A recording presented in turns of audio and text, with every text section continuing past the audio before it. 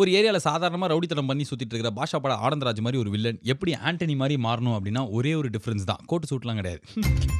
92.7 big எஃப்எம்ல watch take it easy கேட்டுன்னு இருக்கும்போது இன்னைக்கு சாயங்காலத்துலேருந்து லூஸ் டாக்ல தமிழ் சினிமாவில் எப்படி விளையாட்டுகளை ரொம்ப நல்லா ஊக்குவிச்சு நிறைய படங்களில் போர்ட்ரே பண்ணியிருக்காங்க. காலகாலமாக எப்படி விளையாட்டை என்கரேஜ் பண்ணுறதுல சினிமா ஒரு முன்னோடியாக இருக்குது அப்படின்றத பேச ஆரம்பிச்சிருக்கோம்.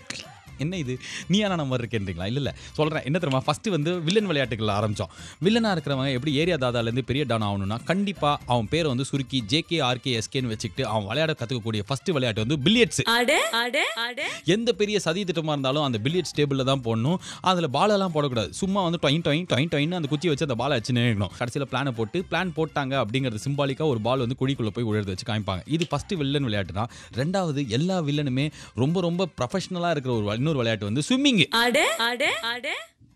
நீங்களே பார்த்துருப்பீங்க. எந்த வில்லனாக இருந்தால் செந்தாமரையில் ஆரம்பிச்சு இப்போ இருக்கிற நார்த் இந்தியன் வில்லன் வரைக்கும் கண்டிப்பாக ஸ்விம்மிங் பூலில் ஆல்ரெடி எடுத்துகிட்டு இருக்கும்போது 4-5 பொண்ணுங்க ஐயோ போடி ஏண்டி ராஜ் என்ன ராஜ் அப்படின்லாம் சொல்லிட்டு பால் எடுத்து போட்டு அப்படியே தூக்கிலாம் விளையாடிட்டு இருப்பாங்க. அப்போ வந்து பாஸ் உங்களுக்கு ஒரு ஃபோன் அப்படின்னு வரும். அந்த ஃபோனில் ஒரு கெட்ட செய்தி அப்படின்னா அந்த ஃபோனை அப்படியே விசிறி அடிப்பான் ஸ்விம்மிங் பூல்லேருந்து. பார்த்துருக்கீங்களா? எவ்வளோ படத்தில் வில்லன் வந்து ஸ்விம்மிங்கில் பெரிய சாம்பியனாக இருப்பான். அது மட்டும் இல்லாமல் ஸ்விம்மிங் பூல்லேருந்து வெளில வரும்போது என்ன ஆகும் அப்படின்னா அந்த இந்த ட்ரெஸ் கொடுப்பாங்க. என்னது ராஜாதி ராஜாவில் விஜயகுமார் போடுற அந்த படகார ட்ரெஸ்.